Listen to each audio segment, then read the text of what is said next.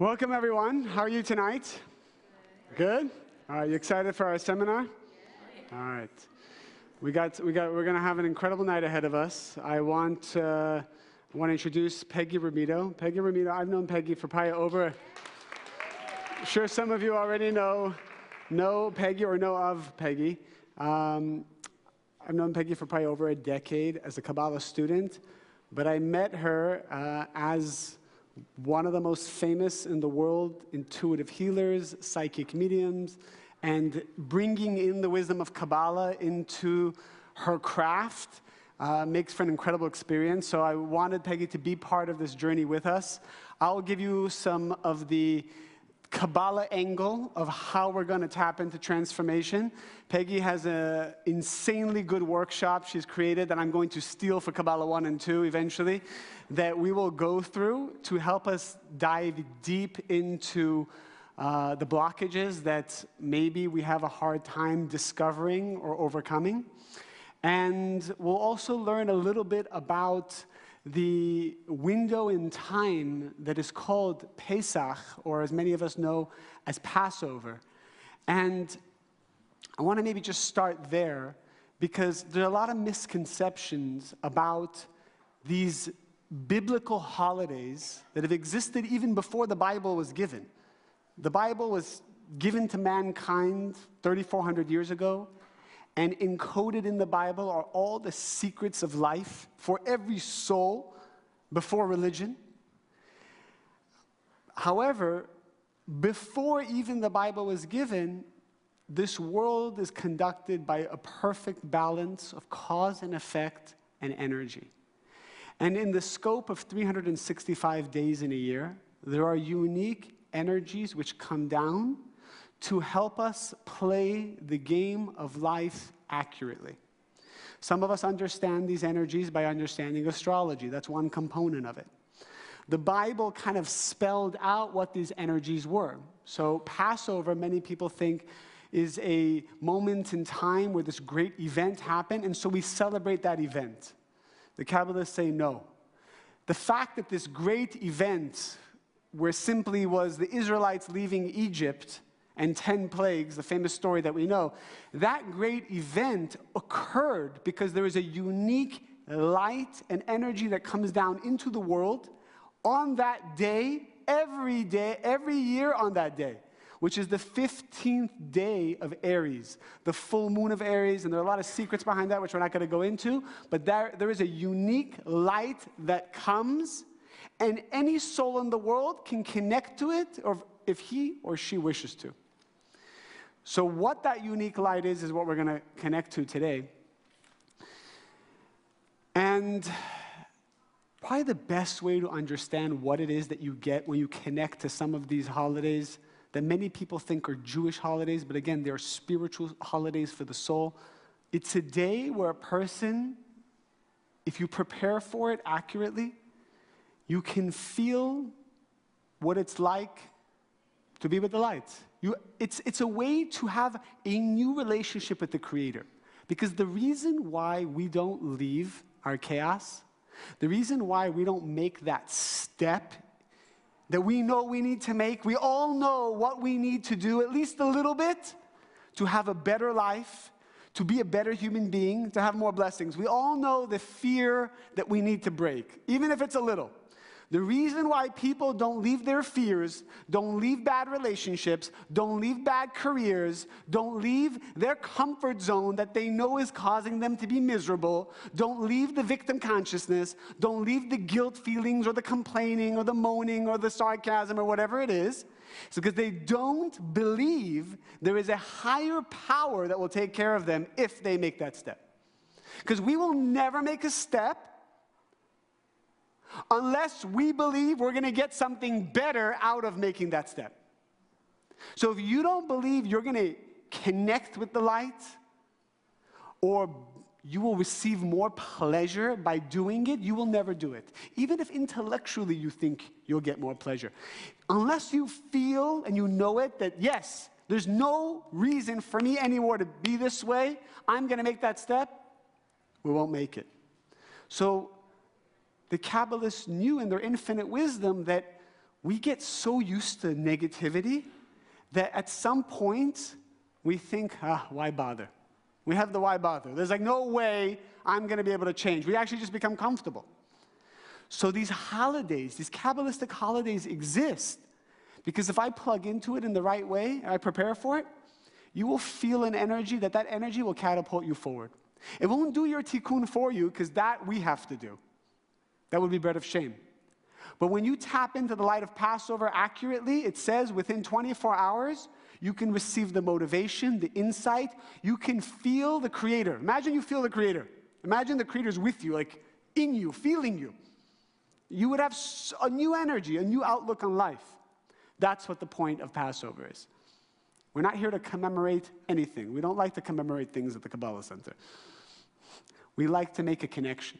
So that's the whole purpose. So tonight, we're going to find out who we are in a little bit of a deeper way. Let's look at the PowerPoint real quick, just some interesting facts. National Science Foundation says we have approximately 12 to 50,000. It's a nice range, right? 12 to 50,000 thoughts a day.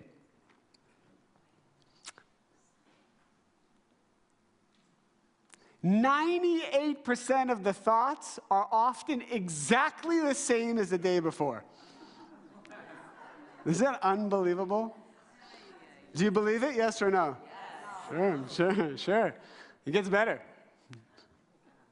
Approximately 80% of those thoughts are negative. No. You don't believe it? No. Well, I guess what's your definition of negative, right? The definition of a negative thought is any thought that doesn't bring you closer to the light of the Creator. Okay? Just an interesting way. Now, why is it 98%? Because when a person has a certain belief system about life, that's the track that's running. That's the program that's running all the time. It might look like a new day, but it's the same program. We react the same way. We think the same way. We feel the same way. We're the same person. We can put on new clothes. We can get a new body, do a little surgery. We have the same track running every day. To break that track is not an easy thing, and the opponent will make it very hard for us. Another way to break down how negative belief systems develop in us.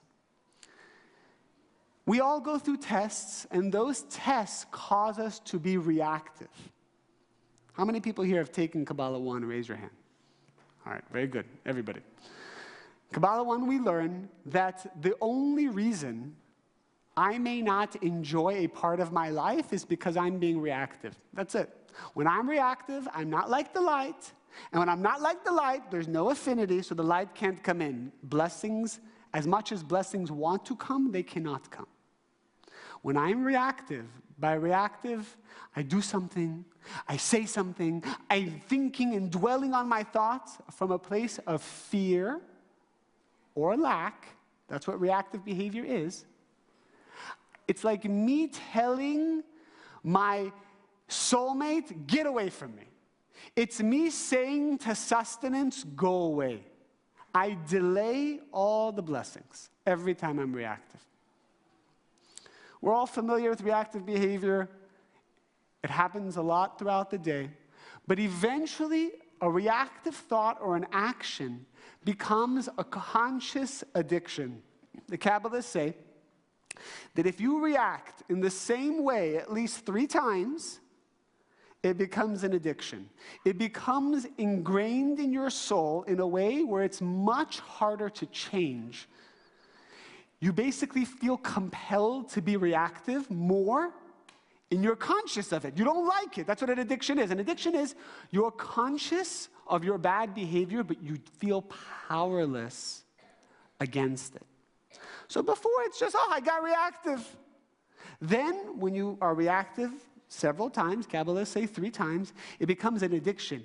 You feel like you need that reactive energy, and you're more prone to be reactive. After the addiction takes place, it's like a bad cycle. It becomes an unconscious habit. It means this is when you meet people that are doing negative things, and they're totally what? Unaware. Like, they don't even know that it's a bad thing. It's just part of my life. What's the big deal? I complain every time something doesn't go my way. Obviously, if you point it out to them, they'll be like, oh yeah, I guess you're right. But leave them to their own devices, they don't realize it. It's like breathing. You're breathing right now. Were you paying attention to your breathing? Not until I told you. Now I told you, I go, yeah, I'm breathing. I'm breathing in. I'm breathing out. I'm breathing in. Huh, yeah, you're right. I am doing that. It's a habit. It's a habit. This is where it gets dangerous. Most of the world, we have habits that it accumulates more and more spiritual debt. A habit eventually becomes a deep-rooted negative belief system. What does that mean? A deep-rooted negative belief system is when you believe that your habit is good. Like you believe, you fight for it. You fight for it. There are people who fight for being negative. No! If I don't control my life, nothing's gonna happen. You can't tell me not to control my life. I need to know exactly what every person's doing. I need to micromanage, because if I don't, it's all going to hell. And they'll convince you of it. Now, we can see how challenging level 4 is. Raise your hand if you've met people with level 4. Raise your hand if you have a level 4. If you are in a level 4. Less hands go up. It's like we know, when we see it in other people, it's very obvious. When it's ourselves, that's the whole point. We can't see it in ourselves. We can't see it. Sometimes, some of us right now are so convinced of something, but in reality, it might be us fighting for a negative cause.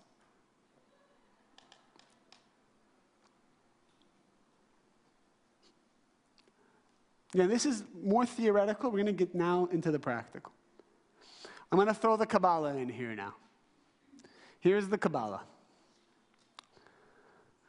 What I'm about to share with you is a very easy beginner's way of looking at this. If you want to go deeper into the technicality of this Kabbalistic lesson, there are classes on Kabbalah.com about Passover that we've given that go deeper into this. One of the ways of looking at the 10 dimensions, everyone here I'm sure is familiar with the 10 dimensions. The 10 dimensions are basically the way the light from above is transmitted to the world below. The light goes through these filters and gets diminished more and more until it comes to our world in a way we can handle it. But another way of looking at the 10 dimensions, say the Kabbalists, is that the upper 3 dimensions, we divide the 10 dimensions into 3 parts. By the way, how many parts do we divide the 10 dimensions to? 3. Very good. The upper 3, it's like the head. You know the head, it's like connected to the light. It's a consciousness. It's a more spiritual level, the head versus the body. So the upper 3 is kind of like the head. That's where the light is kind of brewing. The vessel is not so present there. The next 6 is like the soul. The soul is part light, part vessel, right? We're getting more into the physical. And then the final level is like the body. It's like the physical. That's a way that we can also understand the 10 dimensions. Now, the light flows through the soul, which flows through the body, and that is called a good life. If you have the light flowing through your soul and then flowing into your body, you're the kind of person that never makes the wrong decision. You're the kind of person that sees the future. You're the kind of person that is always connected to blessings, and chaos cannot touch you. That's when all the dimensions are lined up. However, this is what happens. When a person is reactive, it says the soul must protect itself. What happens to the soul? The soul leaves. Piece by piece, the soul diminishes itself. We start to see the soul disappear. And what comes in its place are all the parasites of the Satan, of the opponent, who then start to become the conduits of energy. So basically, the light is still flowing, but it's flowing through the negative forces and then communicating with our body. Be afraid. Worry. Now you should worry. Now you should be upset at the people you love. Now this person who's really important in your life, cause a fight. Cause a fight right now. Doesn't make sense. We do things that are so illogical. We feel compelled to do things that are so illogical. We fight with the people we love the most. Raise your hand if you do it. Unbelievable. Why would I do that? I should be fighting with random people on the street who I don't care about, I'll never see again. But you know what we do to random people? We're so polite. After you. Oh, after you. Let me get that for you. I got in a shared Uber today with somebody, and I got in, and I'm like, hi, how are you? So nice to see you, da-da-da-da. Like, I don't know this guy. So polite. We're so polite to each other. And then maybe I see somebody I know at work, I'm just like, eh. Just maybe a hey, maybe not even a hey. Maybe just a nod or even a walk by. So what happens is these forces, they block the light from communicating with the body because the soul disappears. On the night of Passover, it says you do a Seder. Seder literally means order. That's what a Seder means. A Passover Seder, the word Seder means order in Hebrew. You create order with all the dimensions in the soul. So what happens on the night of Passover is, how many plagues were there? 10. Why 10? Because each plague removed one of these negative forces from the dimensions, so that the dimensions could flow freely with all the light. After the 10th plague came, all the blockages were unblocked, the negative forces were gone, so the Israelites were tapped into their soul, and they realized what they needed to do, and they escaped the negativity. So a power came from above. Those 10 plagues are metaphors for 10 forces of energy that come on the 15th day of Aries. If you're conscious and you're prepared, you receive these 10 lights, and it goes into the soul and it removes the negative forces so that you taste your soul for one night. After that night, we go back because we have to earn it now, but we go back with a new strength. That new strength then we use to transform ourselves. You feel a high. Many people do these drug retreats, some kind of a drug. Everyone's telling me about a new drug they do to tap into themselves. And they say, oh, David, don't worry. After I do this drug, I want to study Kabbalah more. I say, well, in that case, I should just say it's okay, right? One second. So not that I condone or don't condone, I'm not getting into that. But the idea is, by connecting to the light of these holidays, it's like a crash-free drug that illuminates what we need to do if you connect properly. If it's just a day, you're going to get around, eat some stuff, and get upset with people maybe and argue it, you're not connecting to the light. We got to come, we got to have meditation. There are physical items on the table, different foods, very specific. Every food has an energy according to Kabbalah. There are 15 steps. You go through the steps with meditation, with intention, with consciousness, with study. That's how we do it at the Kabbalah Center. We explain every step. It's like we're in a zone. A couple hours later, we should feel the high. We should feel like we're flying. Then you start to feel and see things about yourself. And that's the light doing its job, cleansing the system. And then the next day, it goes away. We go back to ourselves. But we have that energy and that strength with us. I want to give the floor to Peggy to introduce the workshop now to you guys. Hi, everybody. So what we're going to do is have an experience of that negative part of ourself that we don't usually see, but other people see in us. And as you go through this, I've put a list of negative traits that are there that when you read through them, notice the ones that sting a little bit, or you go, oh my gosh, that would be the worst thing ever. And I want you to sit with it, read through, do the examples, and you're going to pick one or two things from this list that really upset you. That, like, if somebody called me that would be the worst thing in the world. I couldn't stand it. or the one that you don't even want to write it down. It's like that embarrassing to write that down on your paper. So I'm going to give you some time to do it, and then we're going to talk about it when we get done.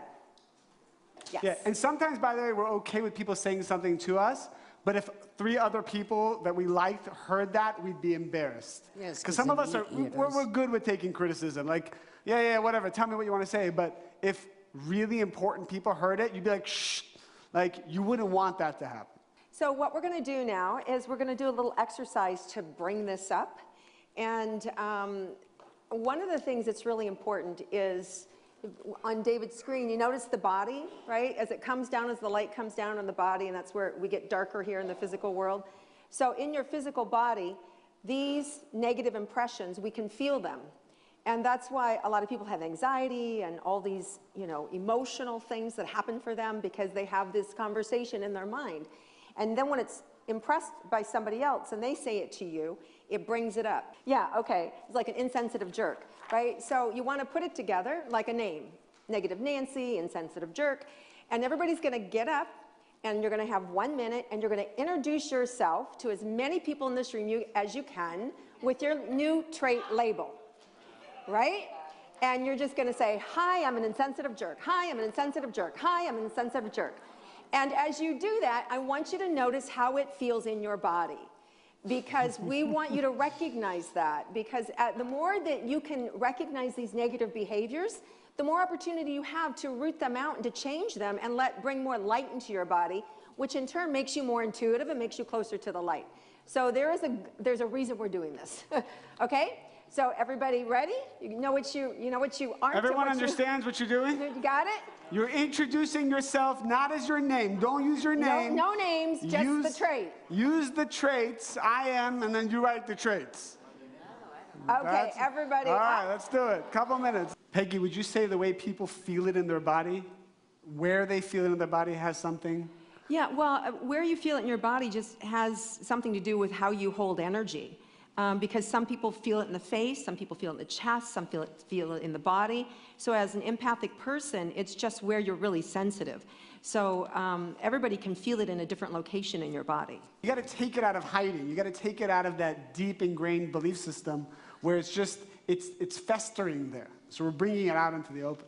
Mm-hmm. Hi, I just felt a little bit uncomfortable because I have the idea that the word I am is really powerful, and once you pronounce multiple times, you co-creating yourself and creating a belief system.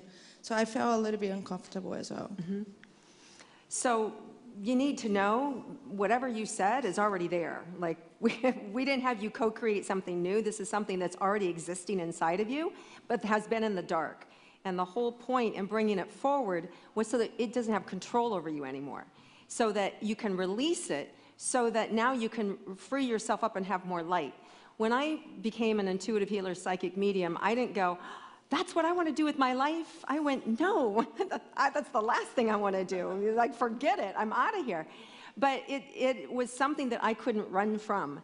And when I started to work with my guides, because this was a stream of consciousness that was coming in, basically what came in was, listen, you need to work on yourself. Get all your negative stuff out. And this was one of the things that was given to me to help get rid of the things that I would say to myself by freeing up the ego and seeing how it has control over me, and seeing like, wow, I am not that, which is what you kept saying, they're not that, they're not that. But when you see it for yourself, when you put it out there, now you can be the light. Now it can flow down through you, and it's not stuck in all this other dialogue and conversation. So by freeing this up allows you to be able to receive this energy that's coming. Yeah, very good. And there's a Kabbalistic concept that says, whatever you conceal, the Creator will reveal, right? So meaning, with good and bad. So for example, let's say you're working on a business, you're supposed to conceal it in the beginning, and by concealing it, the Creator will reveal it in a big way in the world. And if you reveal that business too early, like something at its infancy stage, then the Creator will conceal the business, meaning it will become destroyed. And same with negativity. A person who's willing to reveal their negativity, the Creator then conceals it. Basically, everybody forgets about it, it's gone, it's out of this world. But people who conceal their negativity, what does the Creator do? It reveals it to the world. all of a sudden, whatever you're hiding, the whole world will know about eventually, and the Creator will make sure that the whole world knows that about you. Yeah. Yeah, question. So does it work? You said something about if you create a business and you talk about it too early, so the Creator destroys it? Not that the Creator destroys it, the Creator doesn't destroy, but when I reveal, any time I reveal energy, especially if it's not coming from the right place or there's an ego involved, the negative forces attach themselves. So what happens is whatever you were going to bring to fruition starts to have complications, slows down. It's not as smooth, because now, through revealing it, which 99% of the time, we reveal things from a place of ego, right? Well, what if, let's say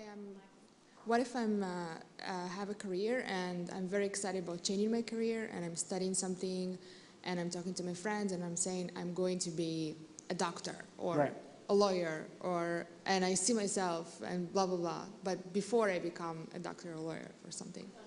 It's almost like you have to do things on a must basis. For example, if you're just going to tell people, I'm going to be a doctor, well, why do you got to tell people that? If you're telling people, listen, I just became, let's say, a broker, and you want to let everyone on Facebook know, listen, I'm a broker now. If anybody needs a broker, let me know. That actually there's a reason for, right? But people sometimes say, hey, guess what? I'm going to start going to the gym every day. You're like, all right, let's see. It's kind of like, why don't you go to the gym and then talk to us about it? So let's continue with the workshop. Let's see where we're going here. Step 2, for the next week, ask the Creator to bring this trait to your attention so you can break its unconscious hold on you, right? So that's going to be our homework. That's our homework for this week. So can I explain? Yeah, okay, so I'm going to give you my reference when I did this. So the first time I did this, the 2 words that cut me the most were if somebody would call me an arrogant bitch. I was like, oh my God, if somebody said that to me, that would be the worst thing ever. And so asking the Creator to bring this up in me, what I noticed was when I would go, well, first of all, before that, you're going to have an exercise. Well, I guess we're going to have you at some point be able to go out and say to people, my assignment was to go tell 2 people that were close to me, apologize for being something I didn't believe that I was at the time, which was an arrogant bitch. So I went, oh my God, now I have to go and apologize for something I don't even believe I am. So I thought, I'll go to the 2 girls I work with because they're easy. And I was a mortgage broker, and they were the office staff, and they put everything together for us. And so I remember going in the office, and I was a little uncomfortable about it. I said, you guys, I have to talk to you. I have to kind of do this thing, and I just want to apologize if I've been a little bit of an arrogant bitch, once in a while. And they're like, oh, that's okay. We know. Everybody gets uptight sometimes. And I'm like, oh my God, it's true. I was shocked. I had no idea that any part of me could have been that.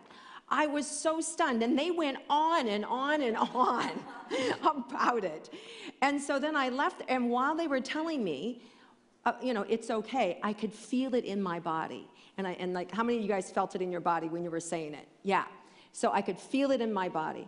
So then I started to recognize it. I'm standing in the checkout line, and all of a sudden the person runs out of the tape, and now she takes a phone call, and my arrogant bitch started like bubbling up, and I could feel myself getting frustrated and angry. And then I'm like, oh my God, I heard this voice say, there it is, there's you being that arrogant bitch. I was like, oh my God, and I tried to push it away. It got bigger, I got louder. And what you have to do with this energy is love it. Just embrace it. You're not going to get rid of this part of yourself. We are going to embrace it. And when you embrace it, it dissipates. So we're integrating this ugliness that we all own. We all have something. And it will change. What I was 20 years ago is not who I am today. And so as these things come up, you want to embrace it, and then that integrates it, and then you'll become whole again. So this is why, just know you're not going to be stuck with this energy, okay? So that's the process. So the thing that we're going to do right now is, this week I want you to have a meditation just with yourself and just consciously ask for it to be brought up. And then step 3 is when you actually recognize it, you just mentally say to yourself, hey, that's me being, egotistical and arrogant. Okay. And just send it love, right? So that's what there is to do. So now we're going to trace it back to the belief system so we can find the root. And so we want you to ask yourself the following question. Now, whether you believe what you've said is true or not, you're going to ask yourself, what belief do I have about myself that would cause me to act out this label of whatever your label is? Okay, so just take a moment and see what you come up with. Yeah. So I wanted Peggy to be able to work with one or two people real quick. If anybody would like to come up, yes? You'd like to come up? All right, come on up. You're going to have to sign a release form after this. You okay with that? You're going to have to sign a release form after this. All right. No, it's not a joke. You're on video now. All right. So I want you to introduce yourself, share a little bit about, and then... I'm a know-it-all. You're a what? I'm a know-it-all. Know-it-all. But I know why I'm a know-it-all. I'm sorry. A yeller she and knows a complainer. why she's a know-it-all. Of course I know. No, when I was a kid, I couldn't read or write, and I was severely dyslexic, and I used to get in a lot of trouble and pretended that I could read or write. And then after college, I found out for the first time, A, that I had an eye tracking problem, B, that there was a reason I couldn't read or write. And so now, I had to pretend that I knew what I was doing. So now I naturally go out of my way to be a know-it-all because I knew everything before I could read or write, but now I can read or write and I know even more. And it gets me in a lot of trouble. And also I'm extremely intuitive and whatever you want to call it, but it gets me in a lot of trouble. It gets me in a lot of trouble because I know things that are going to occur in the future, and people think... Well, okay, so you've given me permission, right? Yeah. So I can say some Permission things? granted. Okay. So the reason it gets you in trouble is because you have a righteousness attached to it. That's right. It's really her righteousness that people are really upset And a with. panic. And so it goes back to what's your belief. Well, what do you mean? So there's a belief that happened when you were a little boy, little boy is what I almost called you. There's a past life then connected to this too. Possibly. Yeah, so there's sure. also a past life. Okay, because there's a little boy that's, all right, there's never any accidents, you know, when we do this work. Yeah. So, okay, so there's a little boy. Okay, so when you were this little boy, actually,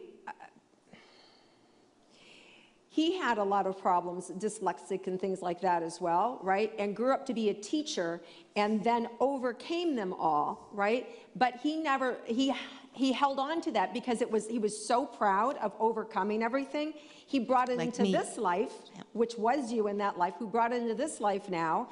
And you're still hanging on to the pride associated with overcoming it in that last life. I believe. That's why you're so attached. So what there is to do is to go back to that past life. And whether you believe in past lives or not, you can just think of them as a good story. Most of us, I think, because we study Kabbalah, absolutely believe in past lives. But if you're listening to this and you don't, it's okay. You can think of it as a good story. And we go back and we rewrite the story. So let's do that now. So we're going to go back. Yes. And I think he lived in the 40s and was killed in World War II. And he ran around telling everybody, they're going to lock you up, they're going to put you in a concentration camp. And they laughed at him and they didn't listen. Okay, so you have a memory of this. Yeah. I never voiced it to anyone in my whole life before. But once you said it, I feel the scratches on the walls. Yeah. Okay, so there's a crazy thing associated with this as well. Yeah.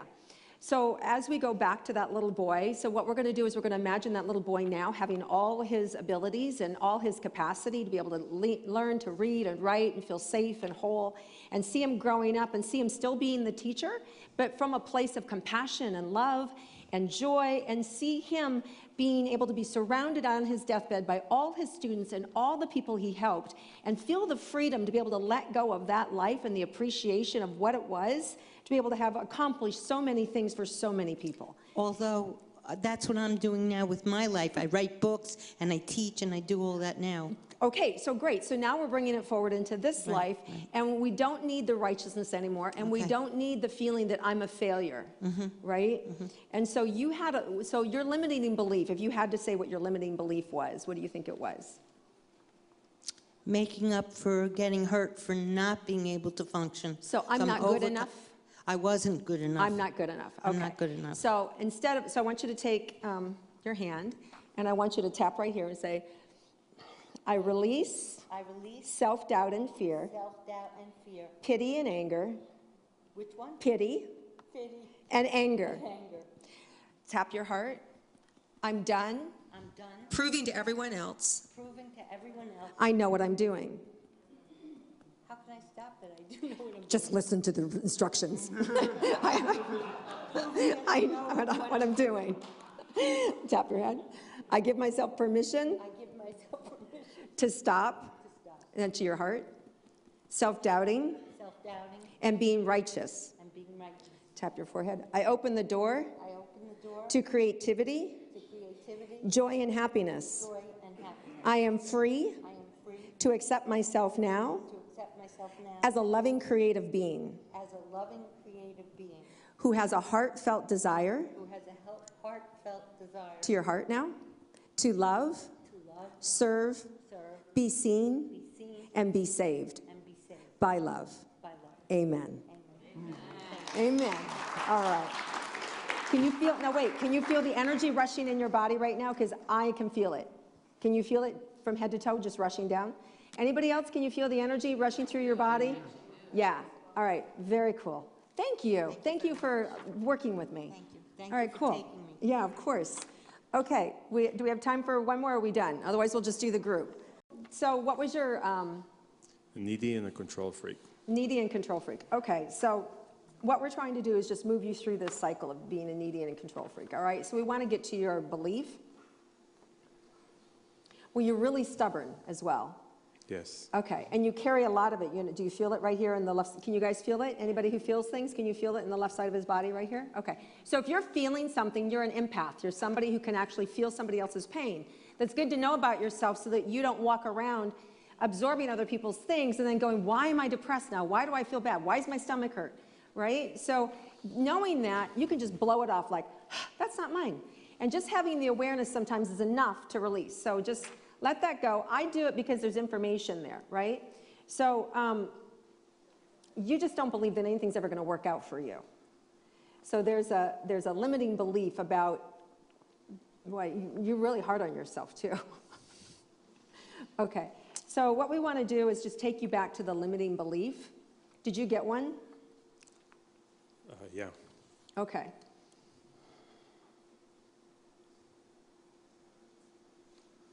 So a lot of what you do comes from your head, and you really want it coming from your heart. Like I feel like it's do you know that about yourself? Like you want to talk more from your heart, but you usually talk from your head. And that has a lot to do with the fear of being hurt. And I'm not good enough. So tell me what your limiting belief is. Or one of them, because we all have more than one. I think that it's not, like you said, things are not going to work, so I got to control it. I got to do it myself. Yeah, like it's not going to work out. Okay. Right. So it's never going to work for me. Like the limiting belief is it's not going to happen for me kind of thing. Yeah. So it's like a self-loathing, self-doubt, I'm not good enough, all that kind of thrown together. So one of the things, so can you feel it in your body? I feel. You feel it all around here, little, right? Yeah. Okay. So what we're going to do is we're just going to help you release some of it. It really, so I'll go back to where it stems from. It really stems from a time when you really couldn't trust other people around you and they let you down. And it feels like there was a time when you were a kid when somebody didn't mean to lie to you, but you took it as a lie. Is anything coming up for you? Because so I want to say there was a consistent pattern of stuff around 8, 9, and 10, and I'm feeling really hot. Like that made you really angry. There were people just letting you down. You were supposed to do, it can be simple things like, your parents promised to take you to the fair and then you don't go. Like stuff like that. It can be anything. But if there's a conditioning like I don't get my way, and there's a lot of frustration and anger around just being conditioned that things aren't going to go your way. Yeah, the not getting my way thing is a very consistent thing. It's a consistent thing. It's always been there. If I don't get my way, I get upset. It could be something very small, like not going to eat at the place I want, or not, I don't know, not meeting in the time I want, or something like that. Something simple. Can you feel the heat coming up? Can you guys feel the heat? Yeah, because a lot of times when you tap into something that is really deep and really old, there's a lot of energy with it. And that's why those of you who are empathic can feel that heat rising. Can you feel it in your body? Yeah. So this is good. So we're opening up something to be released, to be just embraced and loved. So all we're going to do is we're just going to tap with it. So I just want you to tap it. I'll hang on to this for you. Where? Just around where you can feel it, right, in your stomach. So I release frustration and anger about not getting my way. I open the door to humility and compassion without judgment. I am no longer a victim of other people's circumstances. I release frustration and rage about not being heard.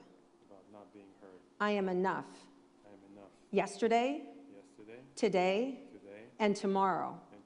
I believe in new beginnings for myself and others. I will no longer be a hypocrite and say one thing and do another. I am better than this. I know who I am and what I want. I desire to speak from my heart without anger, resentment, or creating humiliation and rage in myself or others. I refuse to be dominated by a past that no longer exists. I create today from my heart and from peace of mind so I can choose freely now.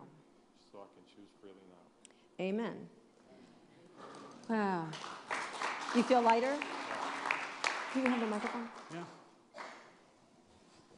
So tell me how you feel now and how that process was. I was really tense before. I felt even in my legs, like and I feel a lot more relaxed now. Yeah. Like something, like released something. Like you released something. Okay. So a great mantra for you is, I'm enough. I'm enough. And even I believe it. And even I believe it. Okay? Okay. All right, cool. All right, thank you. You're welcome. All right. All right. Thank you. Okay, could you guys feel that shift too? Okay. The more that you can kind of pay attention to those things, the more sensitive you're becoming so that you become more intuitive yourself. Okay, cool. I also think what's incredible is, okay, I wasn't going to share this, but I'm going to share. My mind's not going somewhere else. It's interesting because the first time I met you was what, like 10-something years ago, and I remember I'm like, oh, let's see what it's like. So I had Peggy, I didn't tell her anything. She would always say something that didn't make any sense to me. She would always say, you have to forgive yourself, you have to forgive yourself, all the time. So anytime I talk with her, sometimes she would just send me messages. Oh, by the way, that comes up for me. So I didn't understand. I'm like, so and then I went, and then somebody recommended that, there's people all around the world with special gifts or whatever. There's one person whose special gift is like past life. And I like to not say anything and see what happens, not to give background or anything. And so she says, so I go to this person, and she says to me, so you help people? I said, yes. She said, you teach? I said, yes. And she said, past life, you did some horrible things. And that's why you feel like you need to save people. You need to save the world. And I said, okay. And she said, but it's never going to be as powerful as it could be, because if you're trying to help people to feel that, to do repentance for that, it's not true sharing. And only when you really forgive yourself for that, then you're sharing for a higher purpose. And she's saying things in Kabbalistic language I'm interpreting a different way, because part of our spiritual work, and those of you who are in the practical Kabbalah classes, we talked about it a lot, is you have to give and do spiritual work for the sake of, it's like a relationship with the Creator. It's a very high purpose. You can't do it for getting someone to like you or for your own issues or your own pain or whatever. It's very low frequency. And it just hit me. I said, wow, that's such a powerful, it all made sense. It all felt right. And I realized even for me, because sometimes Peggy will say things or whatever, and you're kind of like, okay, yeah, like it feels right, and then it hits you later. And what I also noticed about myself is, based on work that I'll do on myself, I will allow other people to be channels. So if you go to a chart reading, if you go to a friend, if you go to your teacher, if you go to a class, you'll sit in a class, and sometimes you're like, oh, that class, that wasn't so good. And then someone else will feel like they're crying and they had a breakthrough. It's because the work you do before you come to any situation is what allows the other person to be a channel for you. Because you could stand in front of Moses and he'll be blocked if you haven't worked on yourself. And just, I know this is just a stream of consciousness that's coming to me that's so powerful, but whether it's someone like Peggy or your teacher or a classroom or your spouse or a friend, really every single person can be a messenger for you, and the message will make sense to you based on the work. Apparently, I couldn't understand that message, so I had to do a certain amount of work to just understand that message, and now I have a new level of work that I have to always ask myself, why am I doing this? Why am I giving a class? Why am I talking to this person? Always to go deeper, deeper in a more powerful way. I wasn't planning on sharing that. I was actually about to say something else, but I thought I'd open Thank you. Yeah. So we have to wrap up. We're going to end the class, yeah, but we're going to just do it with a quick meditation. I don't want you guys to walk out of here with this negative feeling, so everybody just close your eyes. Just exhale, your hands, just relax. And I want you to locate in your body that trait, whether you believe it or not. If you're not somebody who can feel it in your body, just use your imagination and imagine where it would be in your body. And then just play with that. If you can see it, great. If you can't, that's okay too. And now I just want you to put it into a shape. So let any shape come to your mind and let it go to that body part. And then give it a color. And just let that shape and that color and just watch it and watch it move. Just observe it. Just see it. There's nothing to do with it. If you're somebody who doesn't see things or feel things, just know that you're doing this right and just trust the process. And now I just want you to send it love, like it's your best friend. Just send it love. From your heart, just sending it love. It doesn't know any better to believe that or feel that. Just love it. Embrace it. And watch it move. And then just let the light inside of you, all the other parts of yourself that are beautiful white light of love from God, just imagine the Creator's light opening up in your heart and just sending it out to all parts of your body, all parts of your mind, all parts of your soul, and sending it to that part of you that's moving and vibrating, and then send that beautiful white light to everybody in the room with compassion to everybody and those who've struggled with this exercise, and just send it with your compassionate heart to all of those who actually believe this about themselves, and send the compassion so they can just embrace it so it no longer controls them, and just begin to feel the joy and the love of that energy mutating and feeling loved and feeling accepted and feeling joyful, and take in that joy and see that energy spreading throughout the entire room, and then spread it throughout the center and all the other students and all your family members who aren't here, and friends, and all around the world, and to all those in need, and feel that compassionate and joyful love come back around and come back into you as a reflection of the Creator's love for you, and feel that in your body and in your mind and in your heart, and feel gratitude for getting yourself here, and the gratitude for recognizing who you really are, a source of love and joy and inspiration. Namaste.